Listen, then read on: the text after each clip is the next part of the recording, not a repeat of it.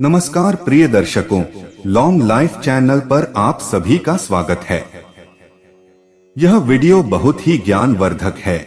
इसे सुनोगे तो आप कभी चिंता नहीं करोगे, अपने जीवन में कभी दुखी नहीं रहोगे, परेशानी से बाहर निकल जाओगे। तो दर्शकों, वीडियो को ध्यान से और अंत तक जरूर सुनो और सच्चे दिल से कमेंट में जय श्री कृष्ण जरूर लिखें। और भी जानकारी के लिए हमारे इंस्टाग्राम, व्हाट्सएप चैनल को फ्री में जुड़ सकते हैं, उसकी लिंक डिस्क्रिप्शन में दी है। श्री कृष्ण कहते हैं, हे अर्जुन, नपुंसकता को मत प्राप्त हो, यह तेरे लिए योग्य नहीं है। हई परंतप तुच्छ हृदय की दुर्बलता को त्याग कर युद्ध के लिए खड़ा हो। संजय ने अर्जुन के लिए दया से भरा हुआ, दया के आंसू आंख में लिए ऐसा कहा है। दया को थोड़ा समझ लेना जरूरी है। संजय ने नहीं कहा करुणा से भरा हुआ कहा है, दया से भरा हुआ।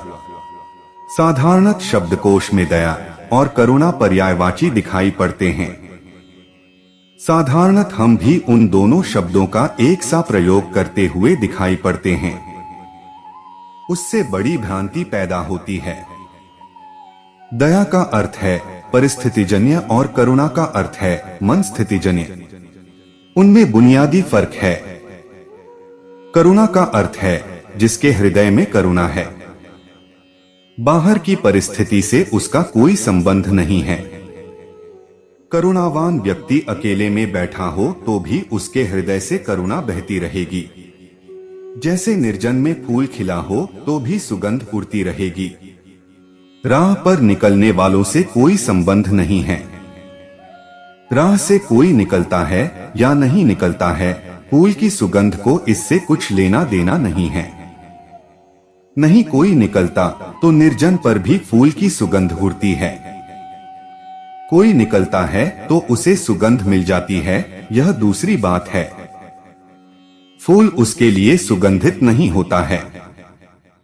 करुणा व्यक्ति की अंतस चेतना का स्रोत है। वहां सुगंध की भांति करुणा उठती है। इसलिए बुद्ध को या महावीर को दयावान कहना गलत है। वे करुणावान हैं, महाकारुणिक हैं। अर्जुन को संजय कहता है दया से भरा हुआ। दया सिर्फ उनमें पैदा होती है जिनमें करुणा नहीं होती। दया सिर्फ उनमें पैदा होती है जिनके भीतर हृदय में करुणा नहीं होती। दया परिस्थिति के दबाव से पैदा होती है। करुणा हृदय के विकास से पैदा होती है।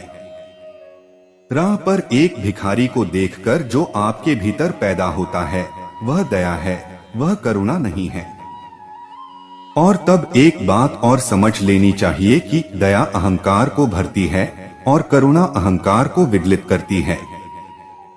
करुणा सिर्फ उसमें ही पैदा होती है जिसमें अहंकार न हो। दया भी अहंकार को ही परिपुष्ट करने का माध्यम है। अच्छा माध्यम है, सज्जनों का माध्यम है, लेकिन माध्यम अहंकार को ही पुष्ट करने का है। जब आप किसी को दान देते हैं तब आपके भीतर जो रस उपलब्ध होता है, देने वाले की स्थिति में होने का भिखारी को देखकर जो दया पैदा होती है, उस क्षण में अगर भीतर खोजेंगे तो अहंकार का स्वर भी बजता होता है। करुणावान बाहेगा पृथ्वी पर कोई भिखारी न रहे, दयावान चाहेगा भिखारी रहे, अन्यथा दयावान को बड़ी कठिनाई होगी। दया पर खड़े हुए समाज भिखारी को नष्ट नहीं करते, पोषित करते हैं। करुणा पर कोई समाज खड़ा होगा तो भिखारी को बर्दाश्त नहीं कर सकेगा, नहीं होना चाहिए।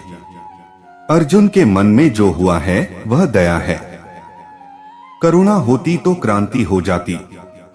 इसे इसलिए ठीक से समझ लेना जरूरी है कि कृष्ण जो उत्तर दे रहे हैं वह ध्यान में रखने योग्य है। तत्काल कृष्ण उससे जो कह रहे हैं वह सिर्फ उसके अहंकार की बात कह रहे हैं। वह उससे कहे रहे हैं अनार्यों के योग्य। वह दूसरा सूत्र बताता है कि कृष्ण ने पकड़ी है बात। अहंकार का स्वर बज रहा है, उसमें वह कह रहा है मुझे दया आती है। ऐसा कृत्य मैं कैसे कर सकता हूँ? कृत्य बुरा है, ऐसा नहीं। कृत्य मैं कैसे कर सकता हूँ? इतना बुरा मैं कहाँ हूँ? इससे तो उचित होगा, वह कहता है कि वे सब धृतराष्ट्र के पुत्र मुझे मार डालें। वह ठीक होगा, बजाय इसके कि इतने कुकृत्य को करने को मैं तत्पर हूँ। अहंकार अपने स्वयं की बलि भी दे सकता है। अहंकार जो आखिरी कृत्य कर सकता है वह शहीदी है, वह मार्टर भी हो सकता है। और अक्सर अहंकार शहीद होता है, लेकिन शहीद होने से और मजबूत होता है। अर्जुन कह रहा है कि इससे तो बेहतर है कि मैं मर जाऊं। मैं अर्जुन ऐसी स्थिति में कुकृत्य नहीं कर सकूंगा। दया आती है मुझे, यह सब क्या करने को लोग इकट्ठे हुए हैं। आश्चर्य होता है मुझे। उसकी बात से ऐसा लगता है कि इस युद्ध के बनने में वह बिल्कुल साथी सहयोगी नहीं है। उसने कोऑप्ट नहीं किया है। यह युद्ध जैसे आकस्मिक उसके सामने खड़ा हो गया है। उसे जैसे इसका कुछ पता ही नहीं है। यह जो परिस्थिति बनी है, इसमें वह जैसे पार्टिसिपेंट, भागीदार नहीं है। इस तरह दूर खड़े होकर बात कर रहा है कि दया आती है मुझे, आंख में आंसू भर गए हैं उसके। नहीं, ऐसा मैं न कर सकूंगा। इससे तो बेहतर है कि मैं ही मर जाऊं, वही श्रेयकर है। इस स्वर को कृष्ण ने पकड़ा है। इसलिए मैंने कहा कि गा इस पृथ्वी पर पहले मनोवैज्ञानिक हैं, क्योंकि दूसरा सूत्र कृष्ण का सिर्फ अर्जुन के अहंकार को और बढ़ावा देने वाला सूत्र है। दूसरे सूत्र में कहते हैं, कैसे अनार्यों जैसी तू बात करता है। आर्य का अर्थ है श्रेष्ठ जन, अनार्य का अर्थ है निकृष्ट जन। आर्य का अर्थ है अहंकारी जन, अनार्य का अर्थ है दीनहीन। तू कैसी अनार्यों जैसी बात करता है। अब सोचने जैसा है कि दया की बात अनार्यों जैसी बात है। आंख में दया से भरे हुए आंसू अनार्यों जैसी बात है। और कृष्ण कहते हैं इस पृथ्वी पर अपयश का कारण बनेगा और परलोक में भी अकल्याणकारी है। दया, शायद ही कभी आपको ख्याल आया हो कि संजय कहता है दया से भरा अर्जुन आंखों में आंसू लिए, और कृष्ण जो कहते हैं उसमें तालमेल नहीं दिखाई पड़ता, क्योंकि दया को हमने कभी ठीक से नहीं समझा कि दया भी अहंकार का भूषण है। दया भी अहंकार का कृत्य है। वह भी ईगो एक्ट है। अच्छे आदमी का क्रूरता बुरे आदमी का ईगो एक्ट है। ध्यान रहे, अहंकार अच्छाइयों से भी अपने को भरता है, बुराइयों से भी अपने को भरता है। और अक्सर तो ऐसा होता है कि जब अच्छाइयों से अहंकार को भरने की सुविधा नहीं मिलती, तभी वह बुराइयों से अपने को भरता है। इसलिए जिन्हें हम सज्जन कहते हैं और जिन्हें हम दुर्जन कहते हैं, उनमें बहुत मौलिक भेद नहीं होता, ओरिजिनल भेद नहीं होता। सज्जन और दुर्जन एक ही अहंकार की धुरी पर खड़े होते हैं। फर्क इतना ही होता है कि दुर्जन अपने अहंकार को भरने के लिए दूसरों को चोट पहुंचा सकता है। सज्जन अपने अहंकार को भरने के लिए स्वयं को चोट पहुंचा सकता है। चोट पहुंचाने में फर्क नहीं होता। अर्जुन कह रहा है इनको मैं मारूं, इससे तो बेहतर है मैं मर जाऊं। दुर्जन अगर हम मनोविज्ञान की भाषा में बोले तो सैडिस्ट होता है, और सज्जन जब अहंकार को भरता है तो मैसोचिस्ट होता है। मैसोच एक आदमी हुआ जो अपने को ही मारता था। सभी स्वयं को पीड़ा देने वाले लोग जल्दी सज्जन हो सकते हैं। अगर मैं आपको भूखा मारूं तो दुर्जन हो जाऊंगा। कानून अदालत मुझे पकड़ेंगे, लेकिन मैं खुद ही अनशन करूं तो कोई कानून अदालत मुझे पकड़ेगा नहीं, आप ही मेरा जुलूस निकालेंगे। लेकिन भूखा मारना आपको अगर बुरा है तो मुझको भूखा मारना कैसे ठीक हो जाएगा? सिर्फ इसलिए कि यह शरीर मेरे जिम्मे पड़ गया है और वह शरीर आपके जिम्मे पड़ गया है, तो आपके शरीर को अगर कोड़े मारूं और आपको अगर नंगा खड़ा करूं और कांटों पर लिटा दूं तो अपराध हो जाएगा। और खुद नंगा हो जाऊं और कांटों पर लेट जाऊं तो तपश्चर्या हो जाएगी। सिर्फ रुख बदलने से, सिर्फ तीर उस तरफ से हटकर इस तरफ आ जाए तो धर्म हो जाएगा। अर्जुन कह रहा है, इन्हें मारने की बजाय तो मैं मर जाऊं। वह बात वही कह रहा है, मरने मारने की ही कह रहा है। उसमें कोई बहुत फर्क नहीं है कि तीर का रुख बदल रहा है। और ध्यान रहे, दूसरे को मारने में कभी इतने अहंकार की तृप्ति नहीं होती जितना स्वयं को मारने में होती है, क्योंकि दूसरा मरते वक्त भी मुंह पर थूक कर मर सकता है, लेकिन खुद आदमी जब अपने को मारता है तो बिल्कुल निहत्था, बिना उत्तर के मरता है। दूसरे को मारना कभी पूरा नहीं होता, दूसरा मरकर भी बच जाता है। उसकी आंखें कहती हैं कि मार डाला भला, लेकिन हार नहीं गया वह, लेकिन खुद को मारते वक्त तो कोई उपाय ही नहीं, हराने का मजा पूरा आ जाता है। अर्जुन दया की बात करता हो और गा उससे कहते हैं कि अर्जुन तेरे योग्य नहीं हैं, ऐसी बातें अपयश फैलेगा तो वे सिर्फ उसके अहंकार को फुसला रहे हैं, परसुएड कर रहे हैं। दूसरा सूत्र कृष्ण का बताता है कि पकड़ी है उन्होंने नस, वे ठीक जगह छू रहे हैं उसे, क्योंकि उसे यह समझाना कि दया ठीक नहीं, व्यर्थ है। उसे यह भी समझाना कि दया और करुणा में फासला है, अभी व्यर्थ है।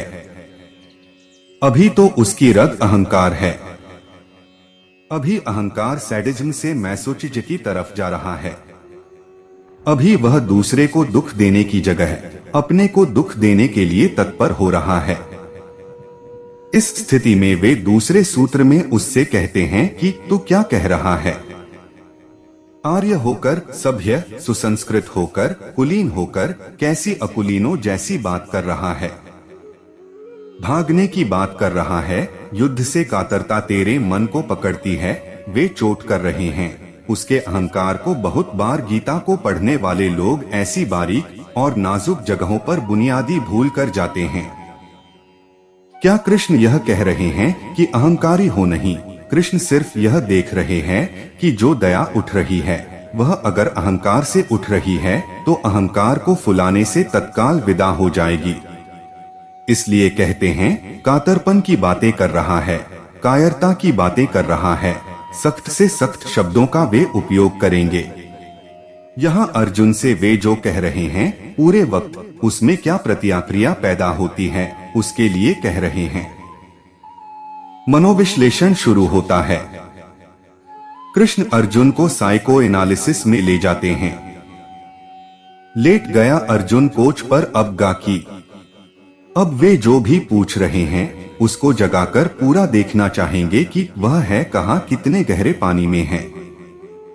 अब आगे से कृष्ण यहाँ साइको एनालिस्ट मनोविश्लेषक हैं और अर्जुन सिर्फ पेशेंट है, सिर्फ बीमार है और उसे सब तरफ से उकसाकर देखना और जगाना जरूरी है। पहली चोट वे उसके अहंकार पर करते हैं और स्वभावत मनुष्य की गहरी से गहरी और पहली बीमारी अहंकार है। और जहां अहंकार है वहां दया झूठी है और जहां अहंकार है वहां अहिंसा झूठी है और जहां अहंकार है वहां शांति झूठी है और जहां अहंकार है वहां कल्याण और मंगल और लोकहित की बातें झूठी हैं।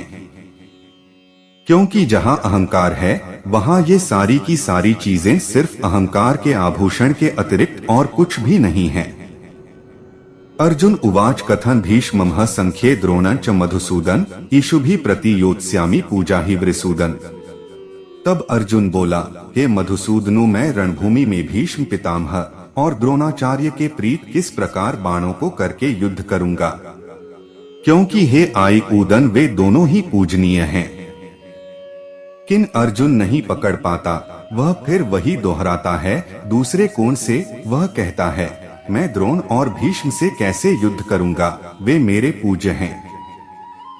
बात फिर भी वह विनम्रता की बोलता है, लेकिन अहंकार अक्सर विनम्रता की भाषा बोलता है। और अक्सर विनम्र लोगों में सबसे गहन अहंकारी पाए जाते हैं। असल में विनम्रता डिफेंसिव ईगोइज्म है, वह सुरक्षा करता हुआ अहंकार है। आक्रामक अहंकार मुश्किल में पड़ सकता है। विनम्र अहंकार पहले से ही सुरक्षित है, वह इंश्योर्ड है।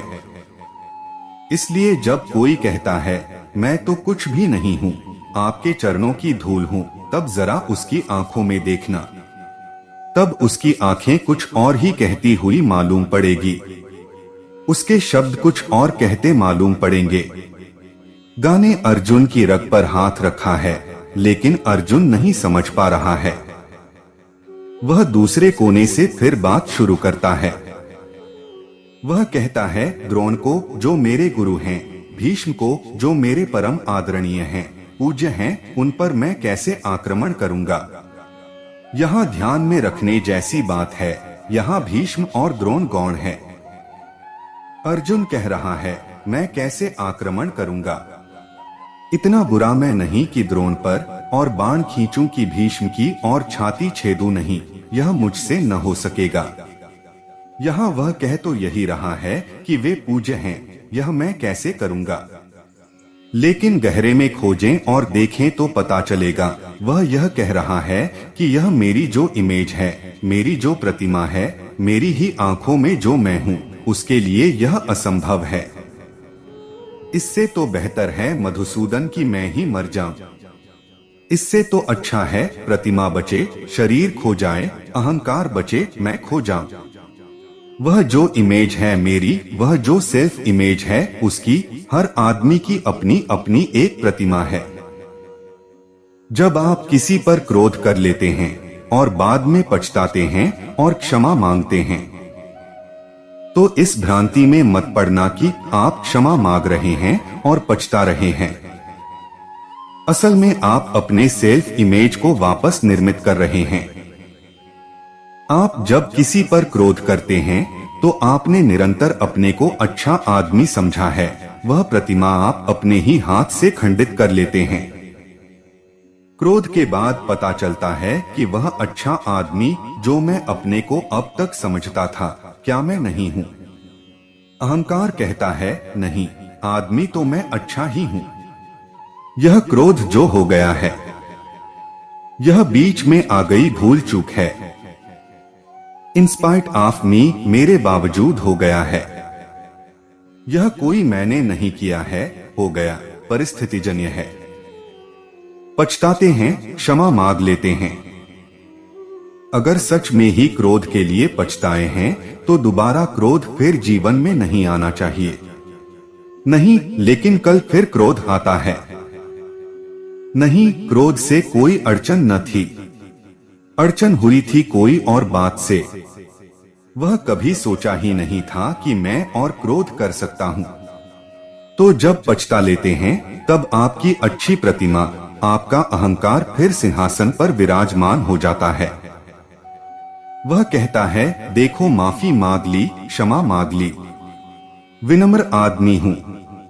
समय ने, परिस्थिति ने, अवसर ने, मूड नहीं था, भूखा था, दफ्तर से नाराज लौटा था, असफल था, कुछ काम में गड़बड़ हो गई थी, परिस्थितिजन्य था। मेरे भीतर से नहीं आया था क्रोध, मैंने तो क्षमा मांग ली है। जैसे ही होश आया, जैसे ही मैं लौटा, मैंने क्षमा मांग ली है। आप अपनी प्रतिमा को फिर सजा संवार कर, फिर गहने आभूषण पहनाकर सिंहासन पर विराजमान कर दिए। क्रोध के पहले भी यह प्रतिमा सिंहासन पर बैठी थी, क्रोध में नीचे लुढ़क गई थी, फिर बिठा दिया। अब आप फिर पूर्ववत पुरानी जगह आ गए, कल फिर क्रोध करेंगे। पूर्ववत अपनी जगह आ गए। क्रोध के पहले भी यहीं थे, क्रोध के बाद भी यहीं आ गए। जो पश्चाताप है वह इस प्रतिमा की पुनर्स्थापना है। लेकिन ऐसा लगता है क्षमा मांगता आदमी बड़ा विनम्र है। सब दिखावे सच नहीं हैं। सच बहुत गहरे हैं और अक्सर उल्टे हैं। वह आदमी आपसे क्षमा नहीं मांग रहा है, वह आदमी अपने ही सामने निंदित हो गया है। उस निंदा को झाड़ रहा है, पोंछ रहा है, बुहार रहा है। वह फिर साफ सुथरा स्नान करके फिर खड़ा हो रहा है। यह जो अर्जुन कह रहा है कि पूज्य हैं उस तरफ, उन्हें मैं कैसे मारूं, एम्फेसिस यहाँ उनके पूज्य होने पर नहीं है। एम्फेसिस यहाँ अर्जुन के मैं पर है कि मैं कैसे मारूं, नहीं, यह अपने मैं की प्रतिमा खंडित करने से कि लोकातर में लोग कहें कि अपने ही गुरु पर आक्रमण किया, कि अपने ही पूज्यों को मारा। इससे तो बेहतर है मधुसूदन कि मैं ही मर जाऊं। लेकिन लोग कहें कि मर गया अर्जुन, लेकिन पूज्यों पर हाथ न उठाया। मर गया, मिट गया, लेकिन गुरु पर हाथ न उठाया। उसके मैं को पकड़ लेने की जरूरत है। अभी उसकी पकड़ में नहीं है, किसी की पकड़ में नहीं होता है। जिसका मैं अपनी ही पकड़ में आ जाए, वह मैं के बाहर हो जाता है। हम अपने मैं को बचा बचा कर जीते हैं। वह दूसरी बातें करता जाएगा। वह सब्स्टिट्यूट खोजता चला जाएगा। कभी कहेगा यह, कभी कहेगा वह। सिर्फ उस बिंदु को छोड़ता जाएगा जो है। कृष्ण ने छूना चाहा था, वह उस बात को छोड़ गया है। अनार्य आर्य की बात वह नहीं उठाता। कातरता की बात वह नहीं उठाता। लोक में यश परलोक में भटका, उसकी बात वह नहीं उठाता। वह दूसरी बात उठाता है। जैसे उसने कृष्ण को सुना ही नहीं। उसके वचन कह रहे हैं कि बीच में जो कृष्ण ने बोला है अर्जुन ने नहीं सुना। सभी बातें जो बोली जाती हैं हम सुनते नहीं। हम वही सुन लेते हैं जो हम सुनना चाहते हैं।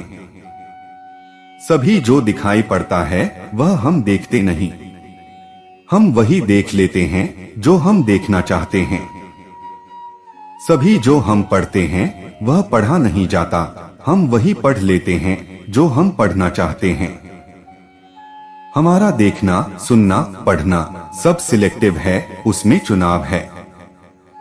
हम पूरे वक्त वह छांट रहे हैं जो हम नहीं देखना चाहते। एक नया मनोविज्ञान है गेस्टाल्ट। यह जो अर्जुन ने उत्तर दिया वापस, यह गेस्टाल्ट का अद्भुत प्रमाण है। गेस्टाल्ट मनोवैज्ञानिक कहते हैं आकाश में बादल घिरे हों तो हर आदमी उनमें अलग अलग चीजें देखता है। डरा हुआ आदमी भूत प्रेत देख लेता है। धार्मिक आदमी भगवान की प्रतिमा देख लेता है। फिल्मी दिमाग का आदमी अभिनेता अभिनेत्रियां देख लेता है। वह एक ही बादल आकाश में है, अपना अपना देखना हो जाता है। प्रत्येक आदमी अपनी ही निर्मित दुनिया में जीता है और हम अपनी दुनिया में। इसलिए इस पृथ्वी पर एक दुनिया की भ्रांति में मत रहना। इस दुनिया में जितने आदमी हैं कम से कम उतनी दुनियाएं हैं। अगर 3.5 अरब आदमी हैं आज पृथ्वी पर, तो पृथ्वी पर 3.5 अरब दुनियाएं हैं। और एक आदमी भी पूरी जिंदगी एक दुनिया में रहता हो, ऐसा मत सोच लेना। उसकी दुनिया भी रोज बदलती चली जाती है। पर्लबक ने एक किताब अपनी आत्मकथा की लिखी है तो नाम दिया है माई सेवरल वर्ल्ड्स, मेरे अनेक संसार।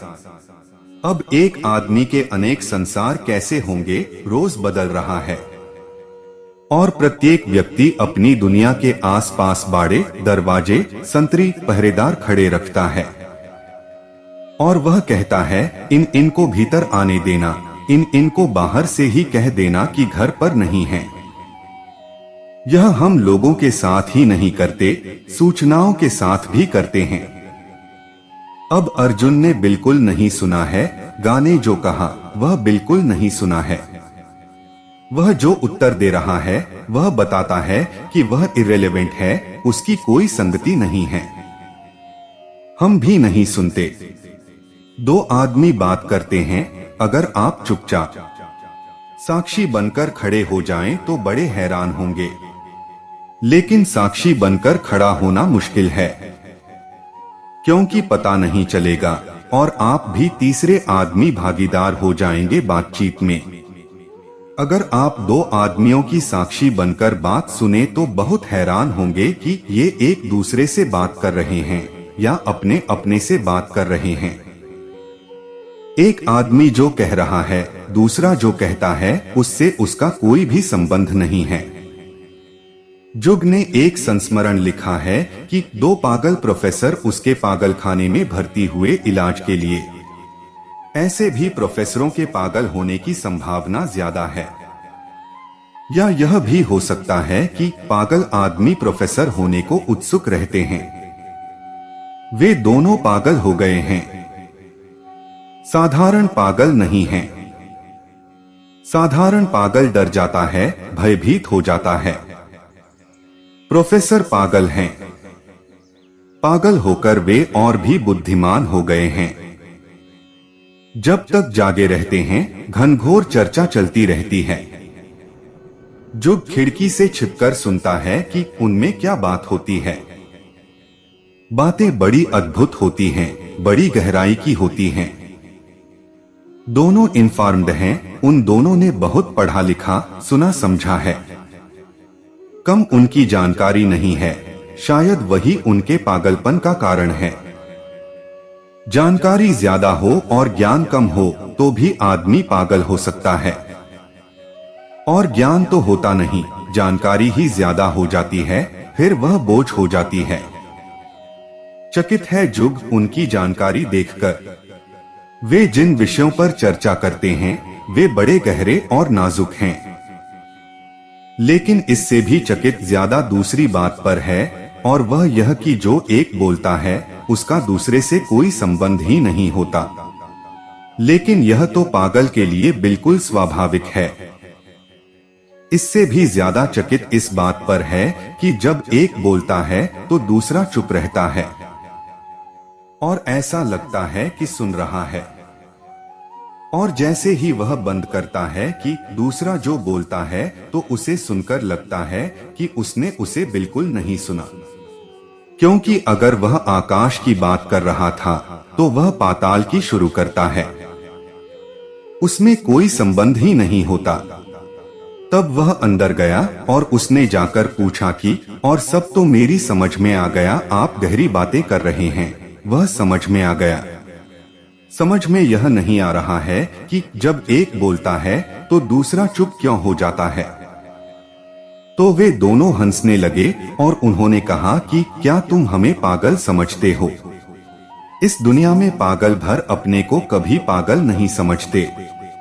और जो आदमी अपने को पागल समझता हो, समझना चाहिए वह पागल होने के ऊपर उठने लगा।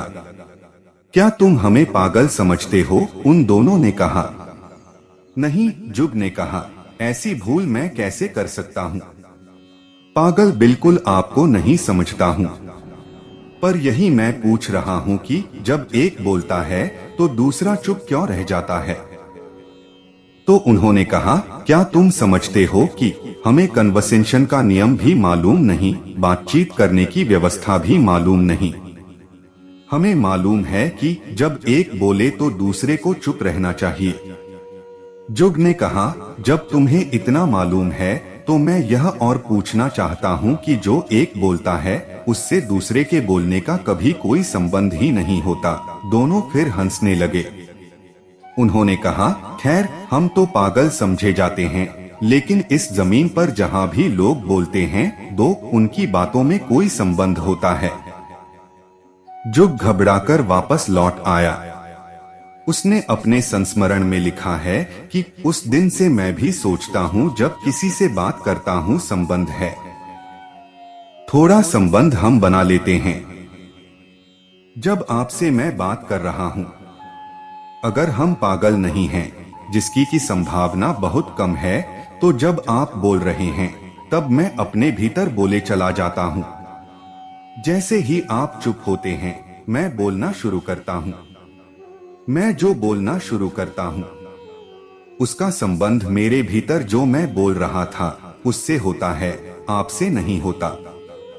हाँ, इतना संबंध हो सकता है जैसा खूंटी और कोट का होता है कि आपकी बात में से कोई एक बात पकड़ लूं, खूंटी बना लूं और मेरे भीतर जो चल रहा था उसको उस पर टांग दूं। बस इतना ही संबंध होता है। अर्जुन और कृष्ण की चर्चा में यह मौका बार बार आएगा, इसलिए मैंने इसे ठीक से आपसे कह देना चाहा। अर्जुन ने बिल्कुल नहीं सुना कि गा ने क्या कहा है। नहीं कहा होता, ऐसी ही स्थिति है। वह अपने भीतर की ही सुने चला जा रहा है। वह कह रहा है, ये पूज्य, ये द्रोण, ये भीष्म। वह यह सोच रहा होगा भीतर, इधर कृष्ण क्या बोल रहे हैं, वे जो बोल रहे हैं वह परिधि के बाहर हो रहा है। उसके भीतर जो चल रहा है वह यह चल रहा था। वह कृष्ण से कहता है कि मधुसूदन, ये पूज्य, ये प्रिय, इन्हें मैं भार सकता हूँ, मैं अर्जुन, इसे ध्यान रखना। उसने कृष्ण की बात नहीं सेनी।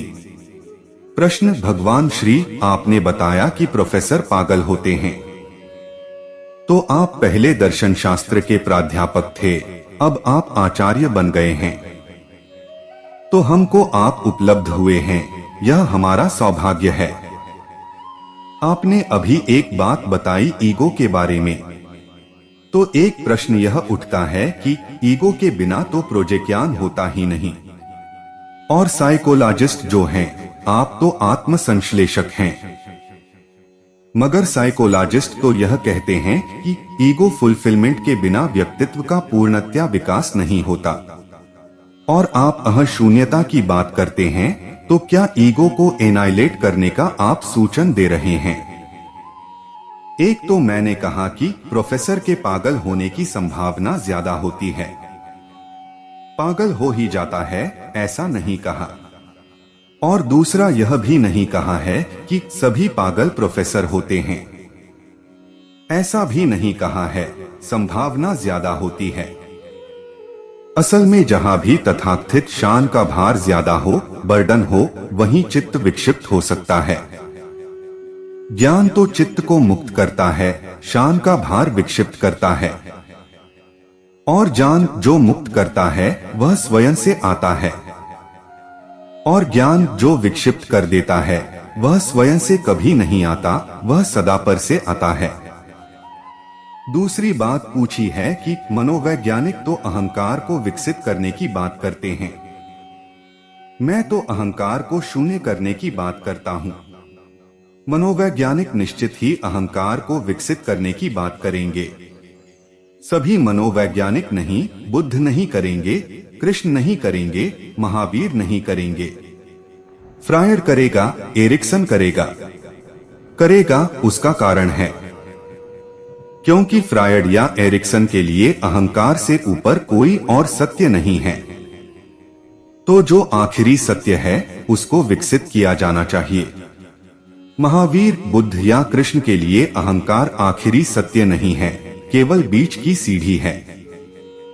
निरहंकार आखिरी सत्य है, अहंकार नहीं, ब्रह्मा आखिरी सत्य है।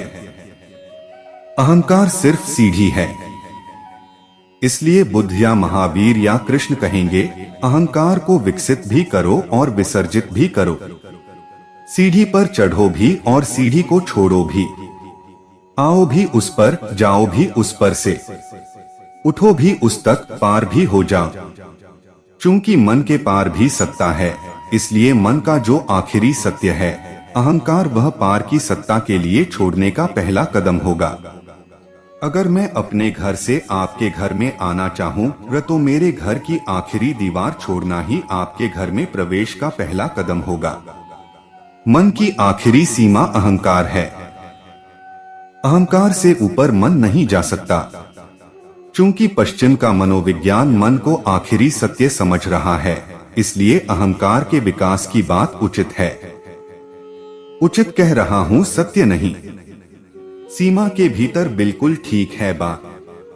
लेकिन जिस दिन पश्चिम के मनस शास्त्र को एहसास होगा, और एहसास होना शुरू हो गया है, जुंग के साथ दीवार टूटनी शुरू हो गई है, और अनुभव होने लगा है कि अहंकार के पार भी कुछ है। लेकिन अभी भी अहंकार के पार का जो अनुभव हो रहा है पश्चिम के मनोविज्ञान को, वह अहंकार के नीचे हो रहा है, बिलो ईगो, बियॉन्ड ईगो नहीं हो रहा है। अहंकार के पार भी कुछ है, मतलब अचेतन, चेतन से भी नीचे, अति चेतन नहीं, सुपर कॉन्शियस नहीं, चेतन के भी आगे नहीं। लेकिन यह बड़ी शुभ घड़ी है। अहंकार के पार तो कम से कम कुछ है, नीचे ही सही। और अगर नीचे है तो ऊपर होने की बाधा कम हो जाती है। और अगर हम अहंकार के पार नीचे भी कुछ स्वीकार करते हैं तो आज नहीं कल ऊपर भी स्वीकार करने की सुविधा बनती है। मनोविज्ञान तो कहेगा अहंकार को ठीक से इंटीग्रेटेड, क्रिस्टलाइज्ड, अहंकार को ठीक शुद्ध, साफ, संश्लिष्ट हो जाना चाहिए। यही इंडिविजुएशन है, यही व्यक्तित्व है। कृष्ण नहीं कहेंगे, कृष्ण कहेंगे उसके आगे एक कदम और है। संश्लिष्ट, एकाग्र हुए अहंकार को किसी दिन समर्पित हो जाना चाहिए, सरेंडर्ड हो जाना चाहिए। वह आखिरी कदम है अहंकार की तरफ से, लेकिन ब्रह्मा की तरफ वह पहला कदम है। निश्चित ही बूंद अपने को खो दे सागर में तो सागर हो सकती है, और अहंकार अपने को खो दे सागर में तो ब्रह्मा हो सकता है। लेकिन खोने के पहले होना तो चाहिए, बूंद भी होनी तो चाहिए। अगर बूंद ही न हो, भाप हो, तो सागर में खोना मुश्किल है। अगर कोई भाप की बूंद उड़ रही हो तो उससे हम पहले कहेंगे बूंद बन जाओ, फिर बूंद बन जाने पर कहेंगे कि जाओ सागर में कूद जाओ, क्योंकि भाप सीधी सागर में नहीं कूद सकती। कितना ही उपाय करे आकाश की तरफ उड़ेगी, सागर में कूद नहीं सकती। बूंद कूद सकती है। तो पश्चिम का मनोविज्ञान बूंद बनाने तक है, कृष्ण का मनोविज्ञान सागर बनाने तक है। लेकिन पश्चिम के मनोविज्ञान से गुजरना पड़ेगा। जो अभी भाप हैं, उनको फ्रायड और जुंग के पास से गुजरना पड़ेगा, तभी वे कृष्ण के पास पहुंच सकते हैं। लेकिन बहुत से भाप के कण सीधे ही कृष्ण तक पहुंचना चाहते हैं, वे मुश्किल में पड़ जाते हैं। बीच में फ्रायड है ही, उससे बचा नहीं जा सकता। अंत वह नहीं है, लेकिन प्रारंभ वह जरूर है। कृष्ण का मनोविज्ञान चरम मनोविज्ञान है, द सुप्रीम। जहां से मन समाप्त होता है वहां है वह लास्ट बैरियर पर है। और फ्रायड और एडलर मन की पहली सीमा की चर्चा कर रहे हैं। यह अगर ख्याल में रहे तो कठिनाई नहीं होगी। मैं भी कहूंगा अहंकार को संश्लिष्ट करें ताकि एक दिन समर्पित कर सकें, क्योंकि समर्पित वही कर सकेगा जो संश्लिष्ट है, जिसके अपने ही अहंकार के 25 खंड हैं, जो स्किज़ोफ्रेनिक है, जिसके भीतर एक मैं भी नहीं है, कई मैं हैं। वह समर्पण करने कैसे जाएगा? एक मैं को समर्पण करेगा, दूसरा कहेगा रहने दो, वापस आ जा। हम अभी ऐसे ही हैं। मनोविज्ञान की समस्त खोजें कहती हैं हम पॉलीसाइकिक हैं। हमारे भीतर एक मैं भी नहीं है, बहुत मैं हैं, अनेक मैं हैं। रात एक मैं कहता है कि सुबह 5 बजे उठेंगे, कसम खा लेता है। सुबह 5 बजे दूसरा मैं कहता है सर्दी बहुत है, छोड़ो कहां की बातों में पड़े हो, फिर कल देखेंगे, करवट लेकर सो जाता है। सुबह 7 बजे तीसरा मैं कहता है कि बड़ी भूल की, शाम को तय किया था, 5 बजे सुबह बदले क्यों, बड़ा पश्चाताप करता है। आप एक ही आदमी 5 बजे तय किए थे, तो सुबह किस आदमी ने आपसे कहा कि सो जाओ? आपके भीतर ही कोई बोल रहा है, बाहर कोई नहीं बोल रहा है। और जब सो ही गए थे 5 बजे, तो सुबह 7 बजे पश्चाताप क्यों कर रहे हैं? आप ही सोए थे, किसी ने कहा नहीं था। अब यह पश्चाताप कौन कर रहा है? सामान्यतः हमें ख्याल आता है कि मैं एक मैं हूं। इससे बड़ा कन्फ्यूजन पैदा होता है। हमारे भीतर बहुत मैं हैं। एक मैं कह देता है उठेंगे, दूसरा मैं कहता है नहीं उठते, तीसरा मैं कहता है पश्चाताप करेंगे, चौथा मैं सब भूल जाता है, कोई याद ही नहीं रखता इन सब बातों की। और ऐसे ही जिंदगी चलती चली जाती है। मनोविज्ञान कहता है, पहले मैं को एक करो। एक मैं हो तो समर्पण हो सकता है, 25 स्वर हो तो समर्पण कैसे होगा?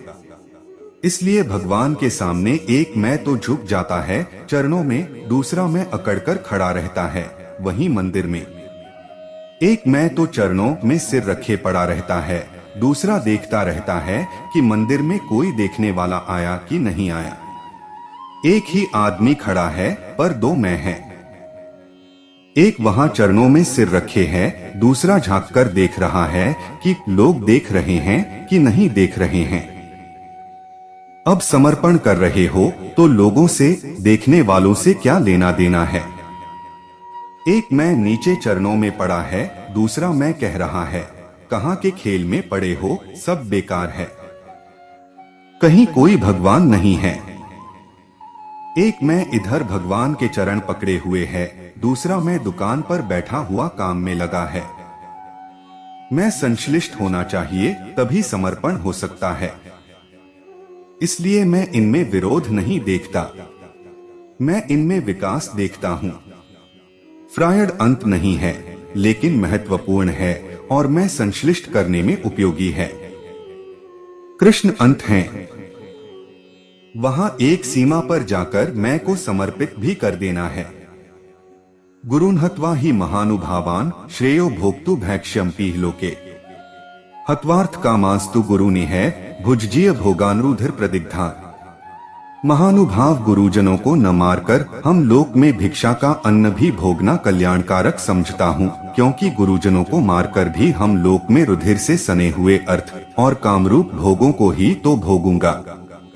न चैतद्विद्य कतर्नो गरियो यद्वा जयेन यदि वानो जये। यानेव हत्वा न जिजीविषां स्तेवस्थिता प्रमुखे धार्त शष्टु। हम लोग यह भी नहीं जानते कि हमारे लिए क्या करना श्रेष्ठ है, अथवा यह भी नहीं जानते कि हम जीतेंगे या हमको वे जीतेंगे। और जिनको मारकर जीना भी नहीं चाहते, वे ही धृतराष्ट्र के पुत्र हमारे सामने खड़े हैं। कार्पण्य दोषोहत स्वभाव पृच्छामि त्वा धर्म सम्मूढ़चेता यवचूयस्यान्निश्चितं ब्रूहि तन्मे। शिष्यस्तेह शाधि मा त्वा प्रपन्नम। इसलिए कायरतारूढ़ दोष करके उपहत हुए स्वभाव वाला और धर्म के विषय में मोहितीचत हुआ मैं आपको पूछता हूँ, जो कुछ निश्चय किया हुआ कल्याणकारक साधन हो वह मेरे लिए कहिए, क्योंकि मैं आपका शिष्य हूँ। इसलिए आपके शरण हुए मेरे को शिक्षा दीजिए। अर्जुन अपनी ही बात कहे चला जाता है। पूछता मालूम पड़ता है गा से, लेकिन वस्तुत कृष्ण को ही धर्म क्या है बताए चला जाता है। पूछ रहा है कि अविद्या से मेरा मन भर गया है, क्या उचित है क्या अनुचित है, उसका मेरा बोध खो गया है। लेकिन साथ ही कहे चला जा रहा है कि अपनों को मारकर तो जो अन्न भी खाऊंगा वह रक्त से भरा हुआ होगा। अपनों को मारकर सम्राट बन जाने से तो बेहतर है कि मैं सड़क का भिखारी हो जाऊं। निर्णय दिए चला जा रहा है, निर्णय दिए चला जा रहा है और कह रहा है अविद्या से मेरा मन भर गया है। दोनों बातों में कोई संगति नहीं है। अविद्या से मन भर गया है तो अर्जुन के पास कहने को कुछ भी नहीं होना चाहिए। इतना ही काफी है कि अविद्या से मेरा मन भर गया है, मुझे मार्ग बताएं। मैं नहीं जानता क्या ठीक है क्या गलत है। नहीं, लेकिन साथ ही वह कहता है कि यह ठीक है और यह गलत है।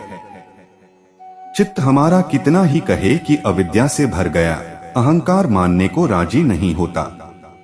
अहंकार कहता है मैं और अविद्या से भर गया, मुझे पता है कि धर्म क्या है और अधर्म क्या है। दूसरी बात यह भी देख लेने जैसी है कि अहंकार जहां भी होता है वहां सदा अतियों का चुनाव करता है। एक्सट्रीमी इज द चॉइस। एक अति से ठीक दूसरी अति को चुनता है। अहंकार कभी मध्य में खड़ा नहीं होता, खड़ा नहीं हो सकता, क्योंकि ठीक मध्य में अहंकार की मृत्यु है। तो वह कहता है सम्राट होने से तो भिखारी होना बेहतर है। दो आखिरी पोलैरिटी चुनता है। वह कहता है, सम्राट होने से तो भिखारी होना बेहतर है। अर्जुन या तो सम्राट हो सकता है या भिखारी हो सकता है, बीच में कहीं नहीं हो सकता। या तो उस छोर पर नंबर 1 या इस छोर पर नंबर 1, लेकिन नंबर 1 ही हो सकता है। यह थोड़ा ध्यान रखने जैसा है। बर्नार्ड शॉ ने कभी कहा कि अगर मुझे स्वर्ग भी मिले और नंबर 2 होना पड़े तो मैं इनकार करता हूँ। मैं नर्क में ही रहना पसंद कर लूंगा, लेकिन नंबर 1 होना चाहिए। नंबर 1 होना चाहिए, नर्क भी पसंद कर लूंगा। नंबर 2 में अगर हो जाता हूँ तो स्वर्ग मुझे नहीं चाहिए।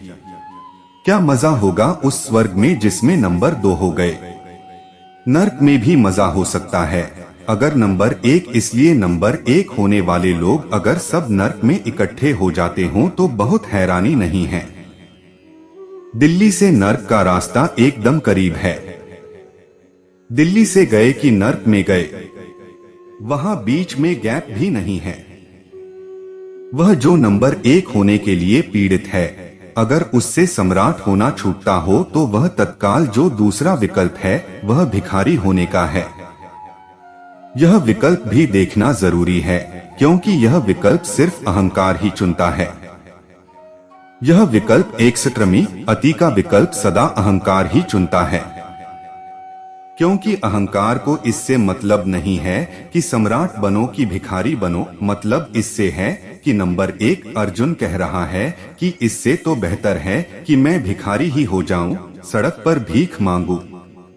ऊपर से दिखाई पड़ता है कि बड़ी विनम्रता की बात कह रहा है। सम्राट होना छोड़कर भीख मांगने की बात कह रहा है, लेकिन भीतर से बहुत फर्क नहीं है। भीतर बात वही है। भीतर बात वही है। अति पर होने की बात अहंकार की इच्छा है। आखिरी पोल पर, ध्रुव पर खड़े होने की इच्छा अहंकार की इच्छा है। या तो इस कोने या उस कोने, मध्य उसके लिए नहीं है। बुद्ध के मनोविज्ञान का नाम मध्य मार्ग है, दी मिडल वे। और जब बुद्ध से किसी ने पूछा कि आप अपने मार्ग को मजझन निकाय बीच का मार्ग क्यों कहते हैं, तो बुद्ध ने कहा, जो दो अतियों के बिल्कुल बीच में खड़ा हो जाए वही केवल अहंकार से मुक्त हो सकता है, अन्यथा मुक्त नहीं हो सकता। एक छोटी सी घटना बुद्ध के जीवन के साथ जुड़ी है। एक गांव में बुद्ध आए हैं। सम्राट दीक्षित होने आ गया और उस सम्राट ने कहा कि मुझे भी दीक्षा दे दें। बुद्ध के भिक्षुओं ने बुद्ध के कान में कहा, सावधानी से देना इसे आप, क्योंकि हमने जो इसके संबंध में सुना है वह बिल्कुल विपरीत है। यह आदमी कभी रथ से नीचे नंगे पैर भी नहीं चला है। यह आदमी अपने महल में जो भी संभव हो सका सारे भोग के साधनों में डूबा पड़ा है। यह अपनी सीढ़ियां भी चढ़ता है तो सीढ़ियों के किनारे रेलिंग की जगह नंगी स्त्रियों को खड़ा रखता है, उनके कंधों पर हाथ रखकर चढ़ता है। जरा इससे सावधान रहना। शराब और स्त्री के अतिरिक्त इसकी जिंदगी में कभी कुछ नहीं आया है। और यह आज अचानक भिक्षु होने और त्यागी बनने, तपश्चर्या का व्रत लेने आया है। यह आदमी बीच में धोखा न दे जाए। बुद्ध ने कहा, जहां तक मैं आदमियों को जानता हूं यह आदमी धोखा न देगा। यह एक अति से उब गया, अब दूसरी अति पर जा रहा है। एक एक्सट्रीमी से उब गया और अब दूसरे एक्सट्रीमी पर जा रहा है। पर उन्होंने कहा, हमें संदेह होता है क्योंकि यह कल तक बिल्कुल और था। बुद्ध ने कहा, मुझे संदेह नहीं होता है। इस तरह के लोग अक्सर ही अतियों में चुनाव करते हैं। भय मत करो। उन्होंने कहा, हमें नहीं लगता है कि यह भीख मांग सकेगा, सड़क पर नंगे पैर चल सकेगा, धूप छांव सह सकेगा, हमें नहीं दिखाई पड़ता। बुद्ध ने कहा, यह तुमसे ज्यादा सह सकेगा। हंसे वे सब। उन्होंने कहा कि इस मामले में कम से कम बुद्ध निश्चित ही गलत हो जाने वाले हैं। लेकिन नहीं, बुद्ध गलत नहीं हुए। दूसरे ही दिन से देखा गया कि भिक्षु अगर रास्ते पर चलते तो रास्ते के नीचे चलता वह सम्राट जहां कांटे होते, और भिक्षु अगर वृक्ष की छाया में बैठते तो वह सम्राट धूप में खड़ा रहता, और भिक्षु अगर दिन में एक बार भोजन करते तो वह सम्राट 2 दिन में एक बार भोजन करता। 6 महीने में वह सूखकर काला पड़ गया। अति सुंदर उसकी काया थी, भूख से हाई उसकी बाहर निकल आई, पैरों में घाव बन गए। बुद्ध ने अपने भिक्षुओं से पूछा कि कहो, तुम कहते थे कि यह आदमी भरोसे का नहीं, और मैंने तुमसे कहा था कि यह आदमी बहुत भरोसे का है, यह आदमी तुमसे आगे तपश्चर्या कर लेगा। पर वे भिक्षु कहने लगे, हम हैरान हैं कि आप कैसे पहचाने। बुद्ध ने कहा, अहंकार सदा एक अति से दूसरी अति चुन लेता है, बीच में नहीं रुक सकता। यह सम्राटों में सम्राट था, यह भिक्षुओं में भिक्षु है। यह सम्राटों में नंबर 1 सम्राट था। इसने सारी सुंदर स्त्रियां राज्य की इकट्ठी कर रखी थीं। इसने सारे हीरे जवाहरात अपने महल के रास्तों पर जड़ रखे थे। अब यह भिक्षुओं में साधारण भिक्षु नहीं है, यह भिक्षुओं में असाधारण भिक्षु है। तुम चलते हो सीधे रास्ते पर, यह चलता है तिरछे रास्ते पर। तुम कांटे बचाकर चलते हो, यह कांटे देखकर चलता है कि कहां कहां है। तुम छाया में बैठते हो, यह धूप में खड़ा होता है। यह नंबर 1 रहेगा, यह कहीं भी रहे। यह नंबर 1 होना नहीं छोड़ सकता, यह तुम्हें मात करके रहेगा। इसने सम्राटों को मात किया, तुम भिखारियों को कैसे मात नहीं करेगा। अहंकार अति चुनता है। अर्जुन कह रहा है कि छोड़ दूं सब साम्राज्य, कुछ अर्थ नहीं। भिक्षा मांग लेंगे, मांग सकता है, बिल्कुल मांग सकता है। अहंकार की वहां भी तृप्ति हो सकती है, मध्य में नहीं रुक सकता। अति से अति पर जा सकता है। अति से अति पर जाने में कोई रूपांतरण, कोई ट्रांसफॉर्मेशन नहीं है। फिर बुद्ध एक दिन उस सम्राट के पास गए, साच को रुग्ण बीमार, वह राह के किनारे पड़ा था। बुद्ध ने उससे कहा, मैं एक बात पूछने आया हूँ। मैंने सुना है कि तुम जब सम्राट थे तो वीणा बजाने में बहुत कुशल थे। मैं तुमसे पूछने आया हूँ कि वीणा के तार अगर बहुत कसे हों तो संगीत पैदा होता है। उसने कहा, कैसे पैदा होगा, तार टूट जाते हैं। और बुद्ध ने कहा, बहुत ढीले हों तार, तब संगीत पैदा होता है। उस सम्राट ने कहा कि नहीं, बहुत ढीले हों तो टंकार ही पैदा नहीं होती, संगीत कैसे पैदा होगा। बुद्ध ने कहा, अब मैं जाऊं। एक बात और तुमसे कह जाऊं कि जो वीणा के तारों का नियम है, न बहुत ढीले न बहुत कसे, अर्थात न कसे न ढीले, बीच में कहीं, जहां न तो कहा जा सके कि तार कसे हैं, न कहा जा सके कि तार ढीले हैं। ठीक मध्य में जब तार होते हैं तभी संगीत पैदा होता है। जीवन की वीणा का भी नियम यही है। काश अर्जुन बीच की बात करता तो कृष्ण कहते, जाओ, बात समाप्त हो गई, कोई अर्थ न रहा। लेकिन वह बीच की बात नहीं कर रहा है। वह एक अति से दूसरी अति की बात कर रहा है। दूसरी अति पर अहंकार फिर अपने को भर लेता है। प्रश्न भगवान श्री यहाँ पर एक मुद्दे का प्रश्न आ गया है श्रोतागणों से। पूछते हैं कि कोर्ट में सबसे पहले गीता पर क्यों हाथ रखवाते हैं? कोर्ट में रामायण या उपनिषद क्यों नहीं रखते?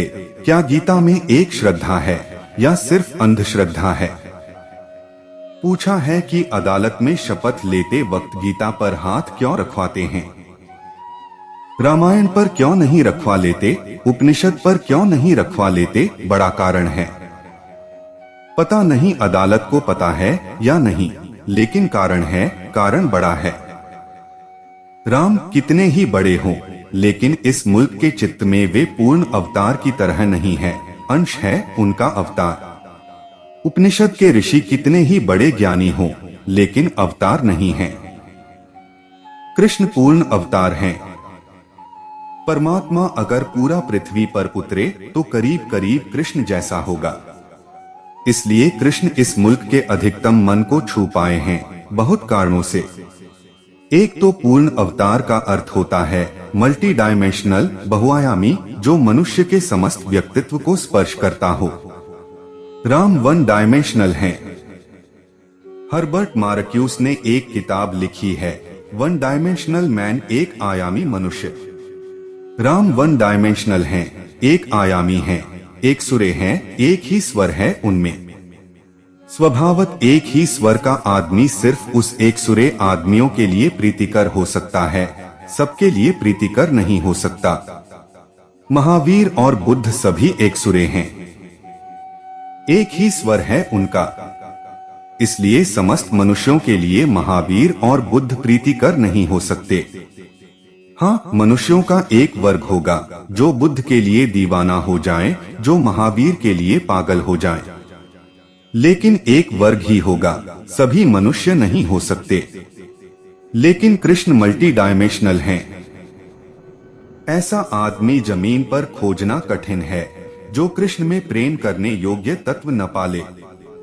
चोर भी कृष्ण को प्रेम कर सकता है, नाचने वाला भी प्रेम कर सकता है, साधु भी प्रेम कर सकता है, असाधु भी प्रेम कर सकता है, युद्ध के क्षेत्र में लड़ने वाला भी प्रेम कर सकता है, गोपियों के साथ नृत्य करने वाला भी प्रेम कर सकता है।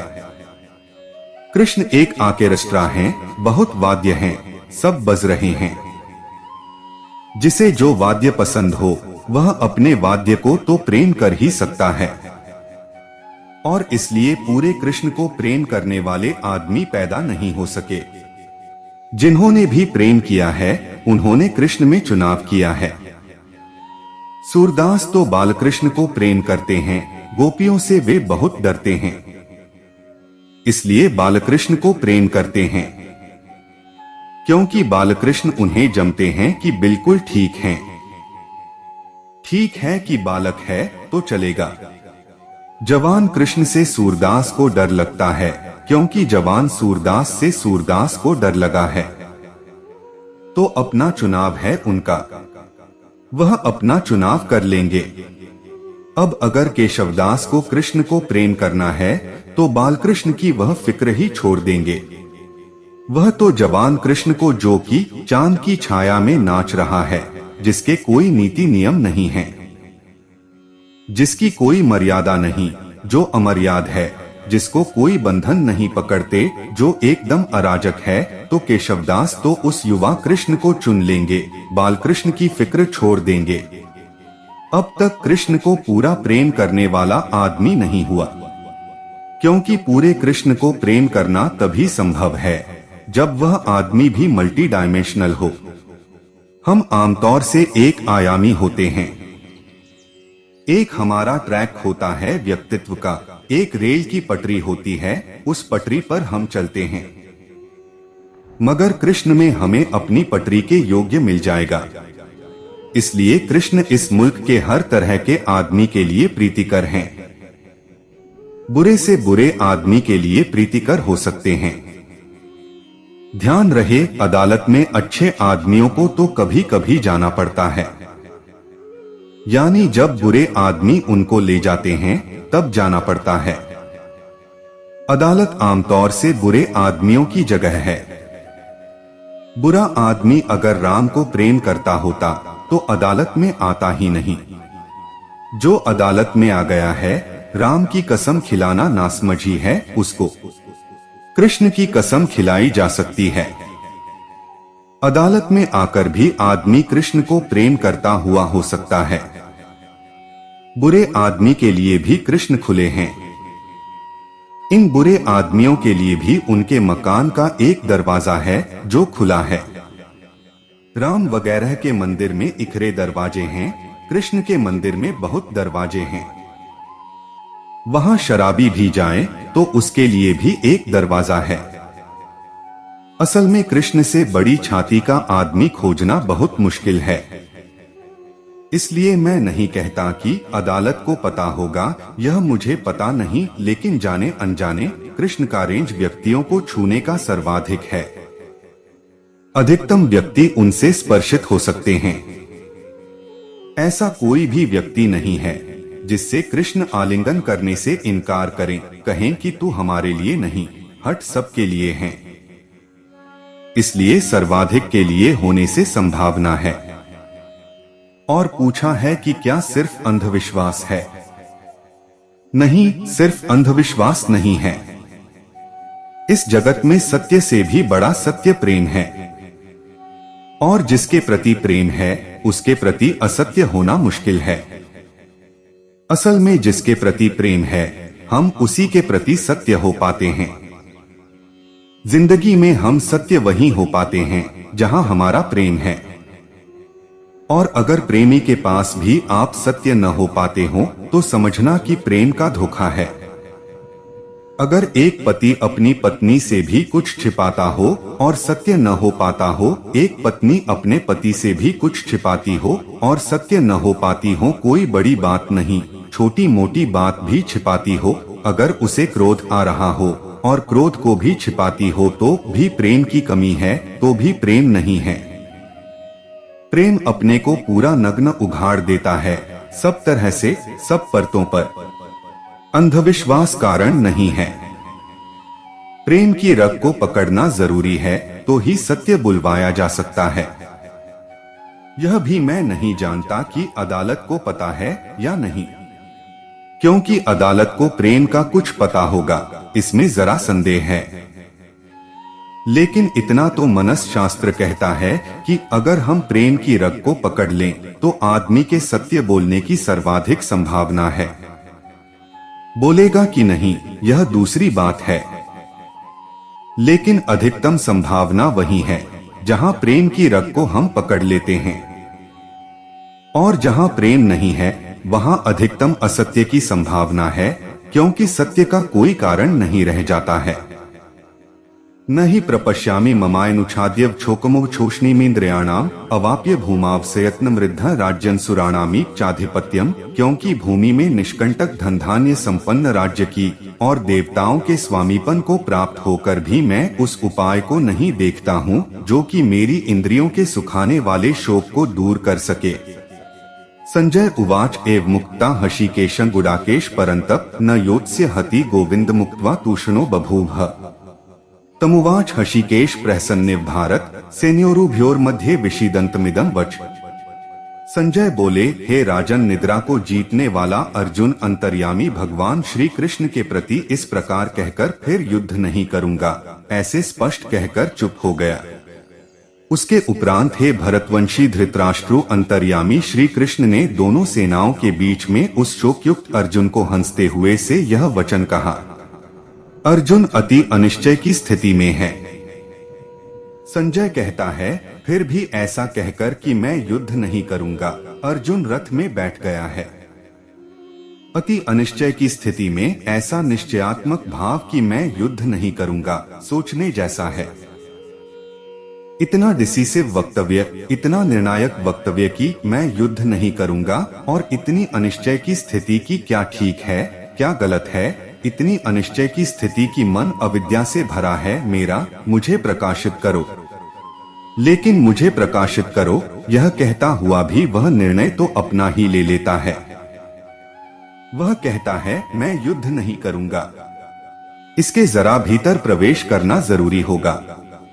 अक्सर जब आप बहुत निश्चय की बात बोलते हैं तब आपके भीतर अनिश्चय गहरा होता है।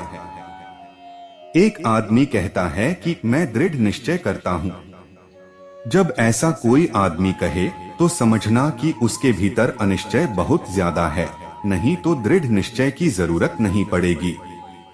जब एक आदमी कहे मेरा ईश्वर पर पक्का भरोसा है तो समझना कि भरोसा भीतर बिल्कुल नहीं है, नहीं तो पक्के भरोसे का लेबल लगाने की जरूरत नहीं पड़ेगी।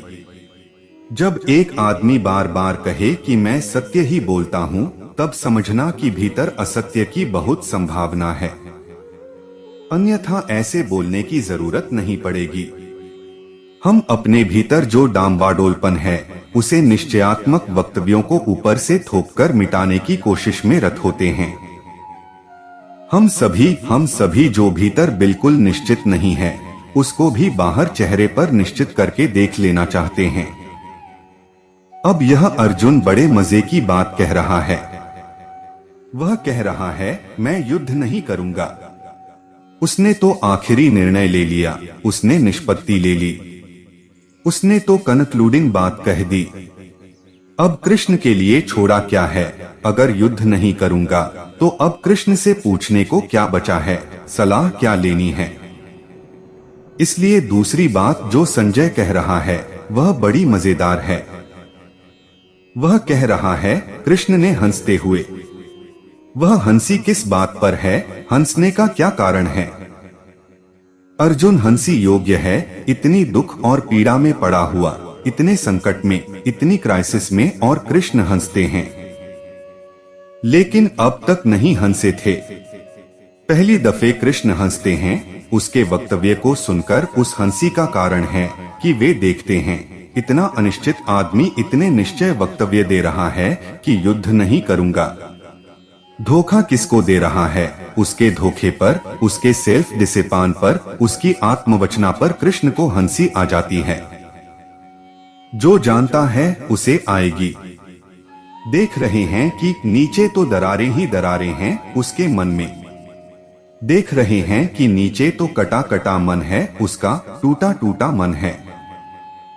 देख रहे हैं कि नीचे कुछ भी तय नहीं है और ऊपर से वह कहता है कि मैं युद्ध नहीं करूंगा। यह वह अपने को धोखा दे रहा है। हम सब देते हैं, और जब भी हम बहुत निश्चय की भाषा बोलते हैं तब भीतर अनिश्चय को छिपाते हैं। जब हम बहुत प्रेम की भाषा बोलते हैं तो भीतर घृणा को छिपाते हैं। और जब हम बहुत आस्तिकता की भाषा बोलते हैं तो भीतर नास्तिकता को छिपाते हैं। आदमी उल्टा जीता है। ऊपर जो दिखाई पड़ता है ठीक उससे उल्टा भीतर होता है। इसलिए कृष्ण की हंसी बिल्कुल मौजूद है, ठीक वक्त पर है, असामयिक नहीं है। लगेगी असामयिक अच्छा नहीं लगता। यह बड़ी कठोर बात मालूम पड़ती है कि कृष्ण हंसे, इतने दुख, इतने संकट में पड़ा हुआ अर्जुन उस पर हंसे, लेकिन हंसी का कारण है। देख रहे हैं उसको कि कैसा दोहरा काम अर्जुन कर रहा है। एक तरफ कुछ कह रहा है, दूसरी तरफ ठीक उल्टा वक्तव्य दे रहा है। दो सुरे आदमी के वक्तव्य में, दोहरे आदमी के वक्तव्य में हमेशा अंतर्विरोध होता है। अंतर्विरोध बहुत साफ है। यानी वह ऐसा काम कर रहा है कि एक हाथ से ईंट रख रहा है मकान की और दूसरे हाथ से खींच रहा है। एक हाथ से दीवार उठाता है, दूसरे हाथ से खींचता है। दिन भर मकान बनाता है, रात गिरा लेता है। यह जो दोहरा काम वह कर रहा है, इसलिए कृष्ण हंस रहे हैं। यह हंसी उसके व्यक्तित्व के इस दोहरेपन पर, इस स्किज़ोफ्रेनिक बंटे हुए पन पर हंसी के सिवाय और क्या हो सकता है। मगर कृष्ण की हंसी में काफी इशारा है।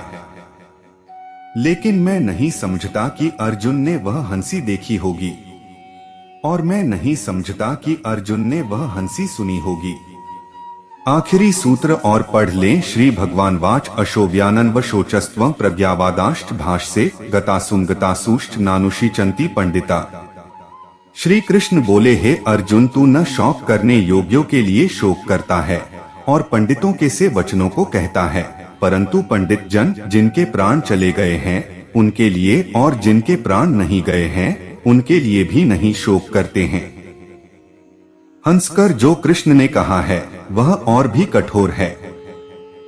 वे अर्जुन को कहते हैं कि तुम शास्त्र की भाषा बोल रहे हो लेकिन पंडित नहीं हो, मूढ़ हो, मूर्ख हो, क्योंकि शास्त्र की भाषा बोलते हुए भी तुम जो निष्पत्तियां निकाल रहे हो वे तुम्हारी अपनी हैं।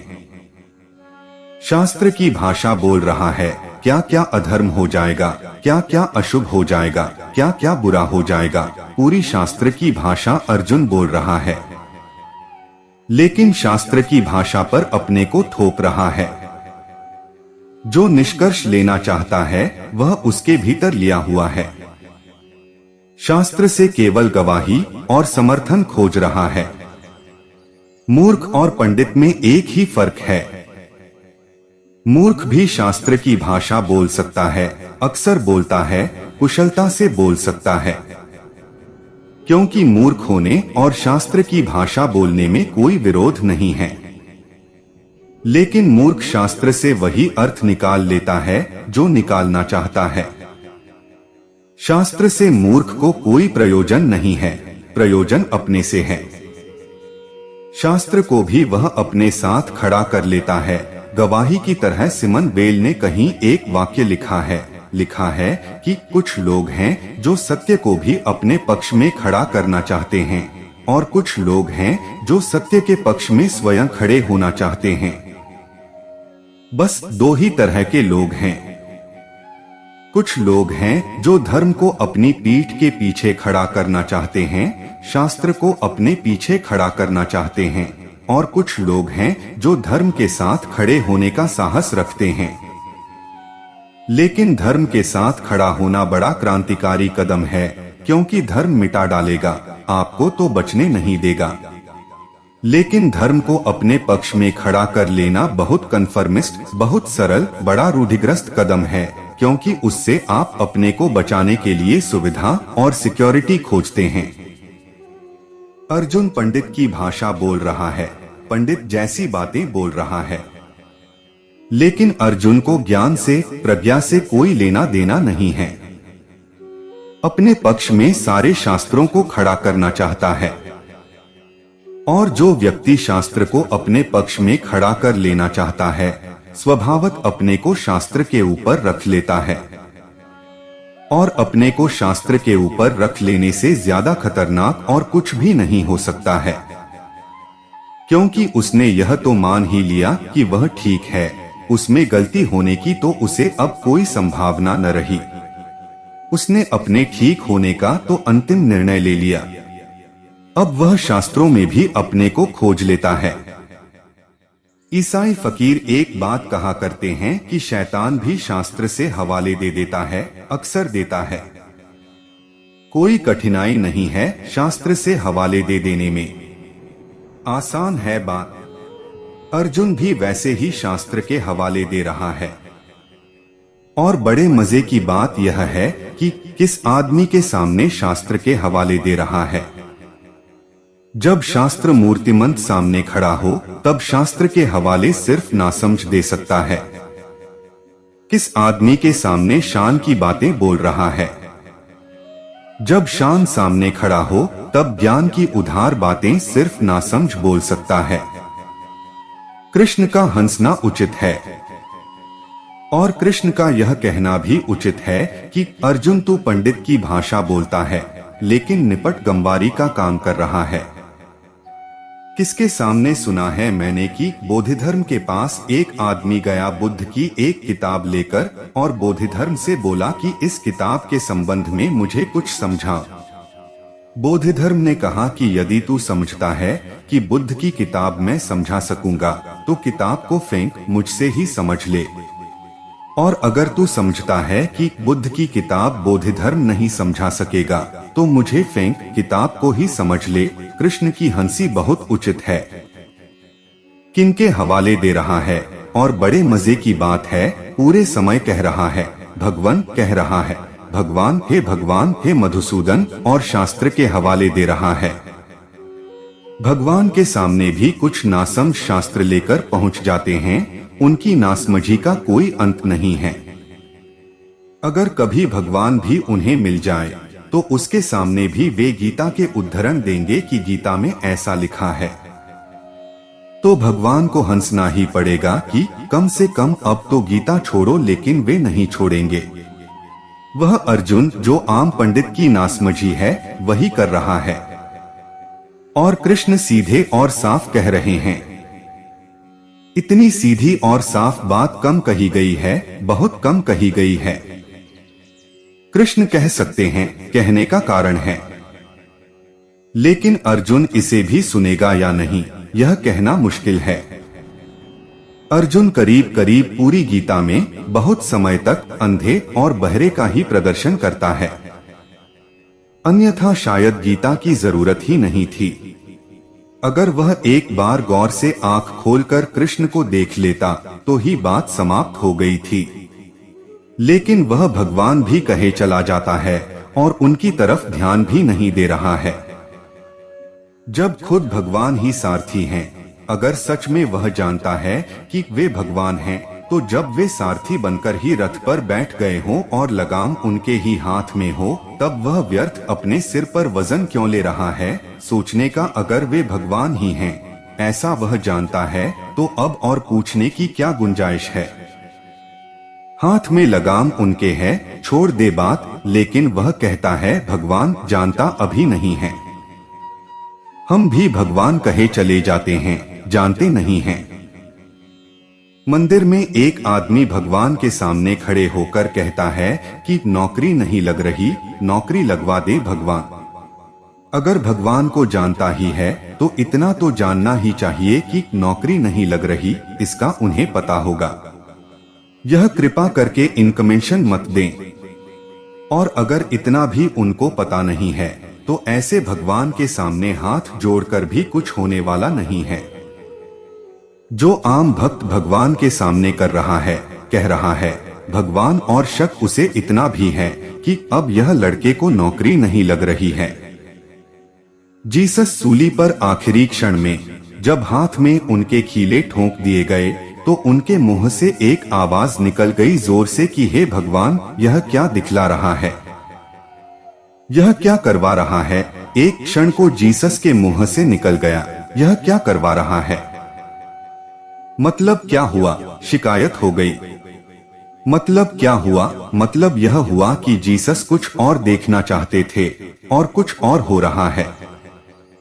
मतलब यह हुआ कि समर्पण नहीं है, मतलब यह हुआ कि भगवान के हाथों में लगाम नहीं है, मतलब यह हुआ कि इस क्षण में जीसस भगवान से ज्यादा बुद्धिमान अपने को समझ रहे हैं। तत्काल जीसस को ख्याल आ गया। अर्जुन को बहुत मुश्किल से ख्याल आता है, जीसस को तत्काल ख्याल आ गया। जैसे ही उनके मुंह से यह आवाज निकली कि हे भगवान, यह क्या दिखला रहा है। दूसरा वाक्य उन्होंने कहा, क्षमा कर, जो तेरी मर्जी दाई विल बी डन, तेरी ही इच्छा पूरी हो।